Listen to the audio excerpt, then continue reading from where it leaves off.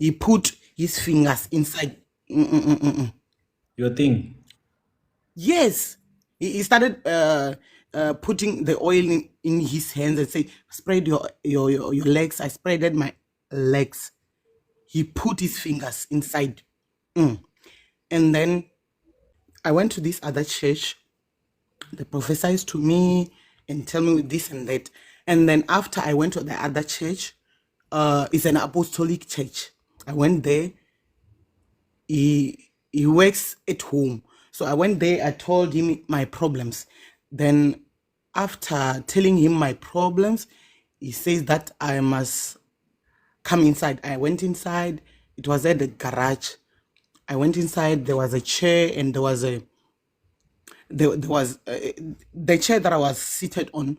He sat on the other chair. We were facing each other. So he said that I must spread my legs. And I said, "Oh, wow. Why?" They said, "There's something in your body that is making you not to stay with your husband."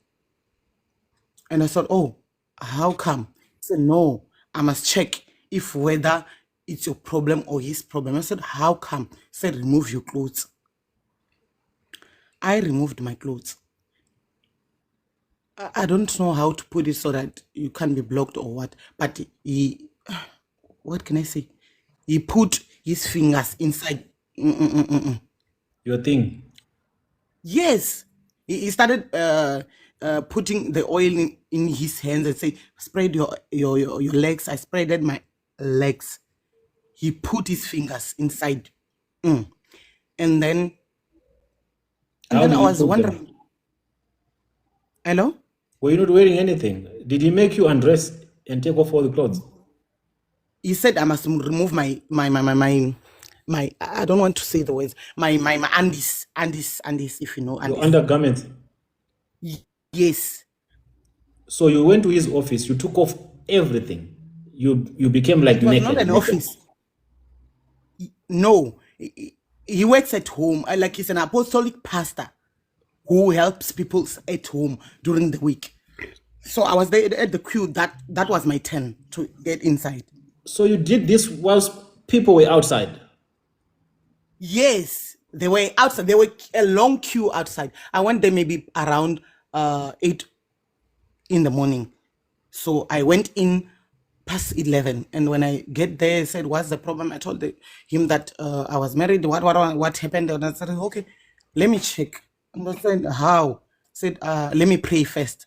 He prayed, and then after praying, he said, "Can you please remove your undies?" And I said, "Why?" I said, "I want to check something, if there's something wrong there."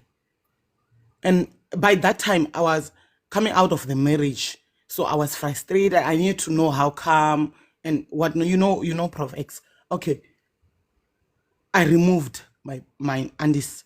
So after removing it, he inserted these fingers in my and he was trying to insert. He started by get. I don't know whether it's an anointing oil or is whatsoever oil, but he poured into his hand and fingers, and then he inserted his fingers in me. I was wondering and I was scared that I don't know what's going on here. So after that, it's like he was trying to figure out something that he couldn't understand what was that. And then after that, he said, "You are not serious." And I said, "What?" He said, "That's why you're not married." And I said, "How come?" I said, "No, I see your problem. You do have a problem. So there's no response in your body. That's why you are separated. You are separated with your husband." I was shocked. I was shocked because it was my first time. And then he said, "Okay, you know what? I'm giving you this siwasho and whatsoever, and then you have to come back 3 days. You have to bath with it. You have to talk when you bath. You have to talk bathing. You have to talk whatsoever that I want has to happen and whatnot." Okay, the third day I went there. When I went there again, he said I must move, and I said, "No, no, no, no. This is not working. Can't we try anything else? Because this is not working." He said, no, I must try again. Remove, I must try again. He said, no, I'm not trying it. And when he stood up, he wanted to go outside and check because at that place there's always a queue. Other peoples are waiting. He wanted to check, and when I look at him, he was the puzzle is up. But And when you looked at him, his pants were full. yes, He was was aroused. ready. He Yes, was he was aroused. ready. Yes. Okay. He said, "Oh no, I can't go outside like this. You see, hey, you see, we are men. Men are like this." And I said, "Okay." He went outside. Mind you, his wife was around in the He's house. married. You know, he's married. He's wearing a ring. So he went outside, and the wife was inside the house, and there was no ceiling. So I could hear the wife talking through the phone, talking with people. Or, I don't know it's whether the wife was talking to the colleagues or friends or what, but I could hear the wife talking over the phone. He went outside, and outside there was a very big queue. Of In my women, mind, women and men, but mostly but women. mostly women. You know us. So he went outside. When he went outside, my thought was like his pants were full. So what is it that's gonna happen here? So what's going on here? So when I was thinking, he came back and say, "Oh, let me give you something to bath with so that you can come back after 3 days." He gave me those what your things, the pinks. I don't know whether it's a salt or what, but he gave me a pink salt. And then I went home. When I went home, the one that referred me to that place, I called the person that, "Oh, you said whosoever helps." And she said, "Yes, he do helps." And I said, "No, I'm no longer going there." Cause she said, "Why I'm not going there?" I told her that guy nearly me. And he said, "What?" I said, "Yes." He said, "What happened?" I told her the story. And she said, "No, I didn't know that. Me, he just proposed me." And I said, "No, we can't be in a relationship and whatever." And it ends here, there. And Ah, then so he's doing this to all the women who go there.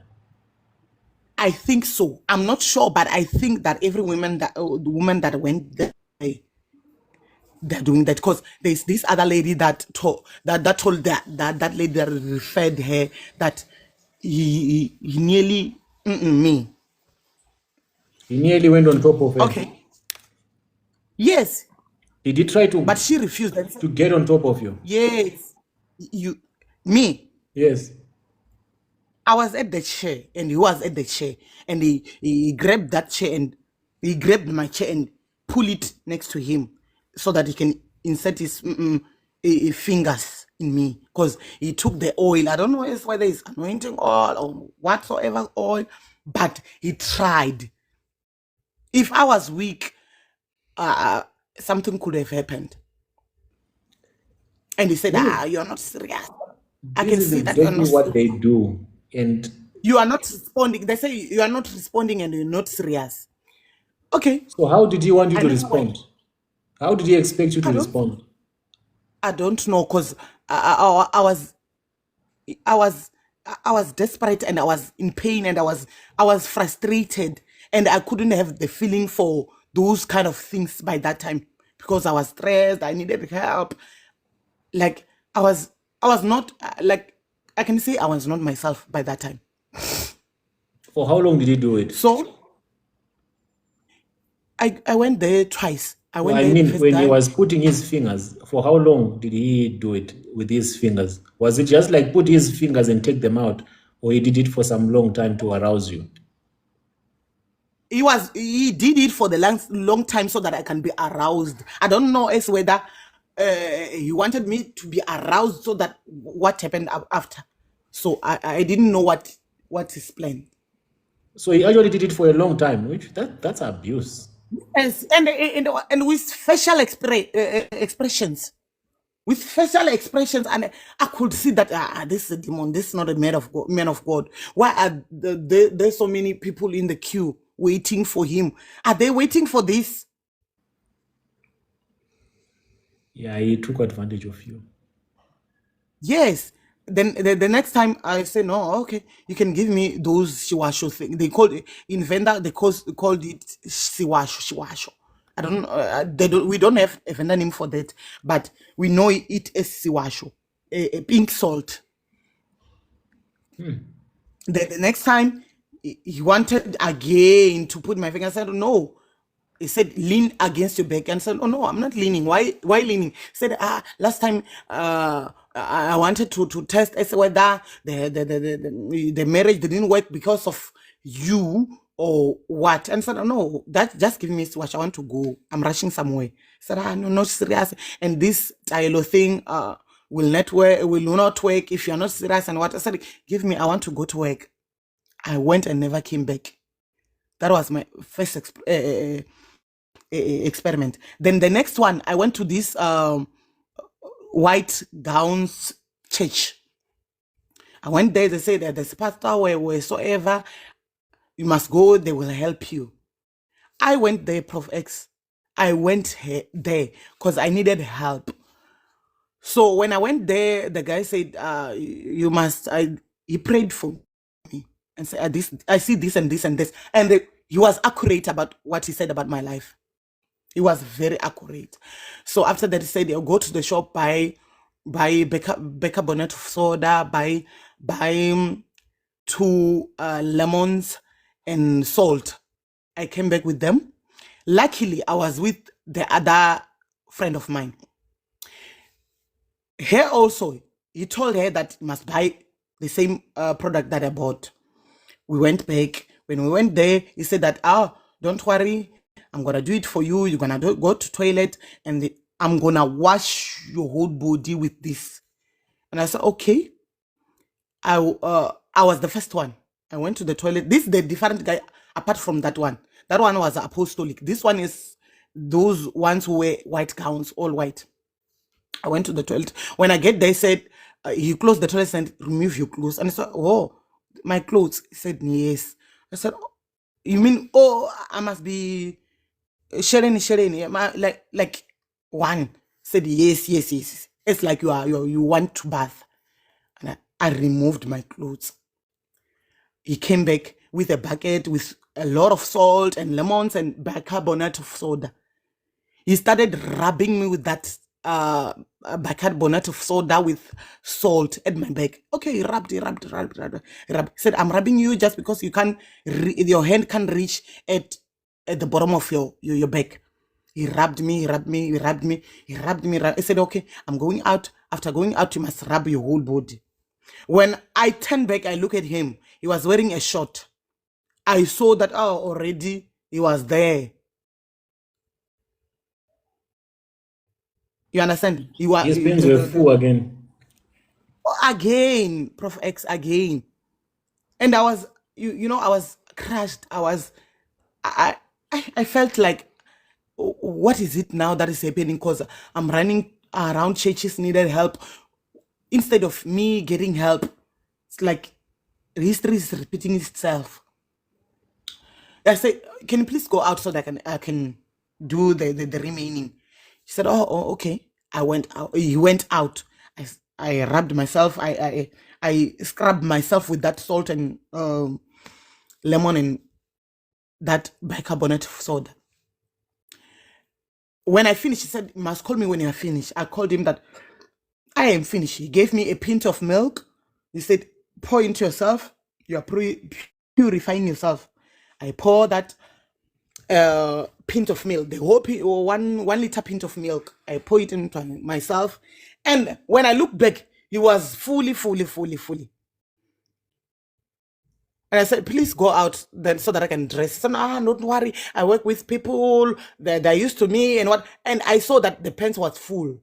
And he didn't notice that I noticed that.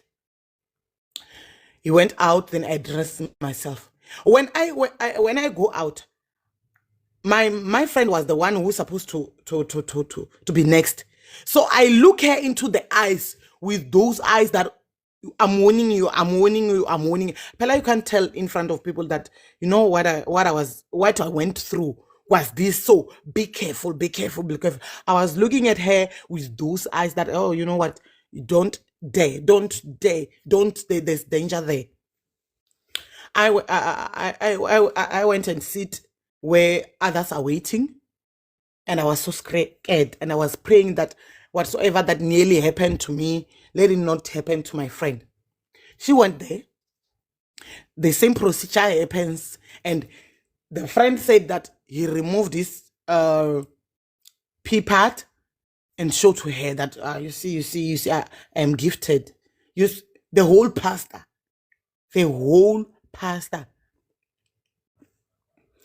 like my friend said, she's a straight talker. She said that no, I'm not here to find a husband. I'm here for my kids.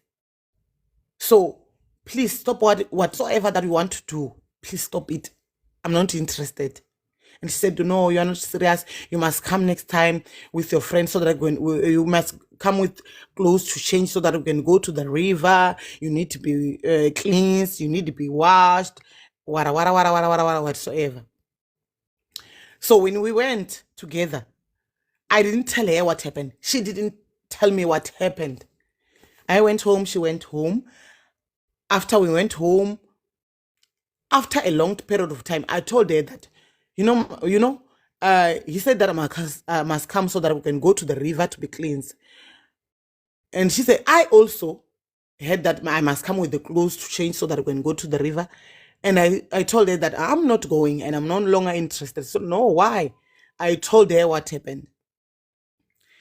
I told her what happened that day. And she said, oh, really? And she also told me what happened to her, that the pastor even removed this pee pad and show her. He wanted to her. So we talked and said, now I'm no longer going to the river. Imagine we were in the yard, in the toilet's yard. There were a lot of people. Imagine in the river. This guy could have us. So let us not go there. And we agreed to each other that we're no longer going there. And then during the week, he was calling every hour. He was calling, when are you coming? When are you coming? When are you coming? I even blocked him. I blocked him. So that he doesn't have my contact numbers and whatnot. He told me, no, you said you will come on Thursday. So why are you not coming? You and your friend, you are not coming. You are not serious. You do have a case. What? And I stopped going there. And this is the third experiment. I went to this, what do you call them? Again, to another one. To another, and to the apostolic one, I needed help. You guys, you're always looking for help. What are you doing in these shrines, really? We didn't know. By that time, I was young. And but I was you desperate. already had an experience with the first one. You thought the next one would be different. It was the different church. So I thought maybe the other church are better. I will tell you this. They are all the same. They are all the same. The one you live today is better than the next. The next you live tomorrow is better than the next you go to the next day. And what you've explained right now is a true reflection of what happens even in these prophetic churches. You see these prophets who do one-on-ones. I think I've been explaining this. I think this is exactly what I've been explaining over and over again. That the way they abuse women is not forceful. They do it under this spiritual manipulation and guidance to say, we have to deliver you through this way. We are cleansing you of something, or we are terminating the curse that is upon your life. Prophets, especially the big prophets that you know, they all have bedrooms in their offices, all of them. And some of you might not know because you have never had a close relationship with them, but I can tell you now, they all have bedrooms. And whenever they do one-on-ones, they invite women. When a woman comes and he likes the woman, he will just, I think I've said this many times, that he will tell the woman bluntly, point blank, take off your clothes. And when you are in that office, you can't say no. You would think it's a spiritual direction. You will take off your clothes easily. It will be weird, yes. It will be unusual, yes, but you take them off. And he will tell you to just go and lay on the table. His desk, where people come and lay their tithes, lay on the table. And you lay right there on the table, and he will come, take his pants off. And he'll do whatever that he wants to do with you there. When he's done, he will lay his hands on your head and say, you are blessed. You can put on your clothes and go. And this is going to happen in less than 2 minutes. That the people who are outside waiting will not even know that something like that happened. And you, with your walk of shame, you will leave. No one will ever suspect that anything could have happened. There was no noise. There was no sound. It was just him doing whatever that he was doing. In 2 minutes, he's done. When he's done, another woman comes in. He does the same. When you went there, you were not the first one. He had done that to multiple other women before you. By the time you leave, he would have done multiple. And after you leave, everyone else who comes in, married women, single women, and other underage girls will come in there, and they'll experience the very same thing. And I explain it every day, that it's not because they are trying to be having a good time or because they have an insatiable appetite for intercourse. No. They have to feed the demonic spirits that they carry. It's a ritual. They perform these rituals to feed the diabolical spirit that is in them, that thrives on the stars of women through intercourse, through sexual exchange. And when I tell my sisters here to abstain, to divorce their associations with prophetic ministries or with spiritual fathers or with any of these private meetings, they think I'm making things up. But if you can listen to her experience, you can clearly tell that even though it was RAPE, she does not think it was. She does not think it was abuse. She does not think it was RAPE because she was not forced. Because her clothes were not ripped apart. Because everything was smooth. But in its actual sense, if she can open a case today, this is the clear definition of RAPE. This is the clear definition of it. And these monsters have to be locked up.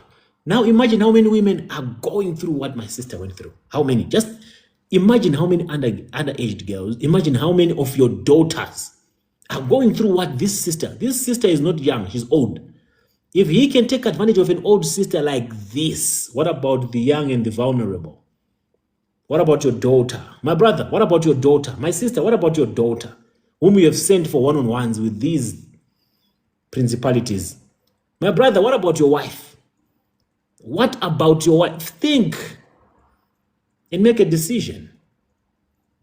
It's sad, man. It's sad. I don't hate these people, but I just want to protect you people from falling into this trap. This is inhumane.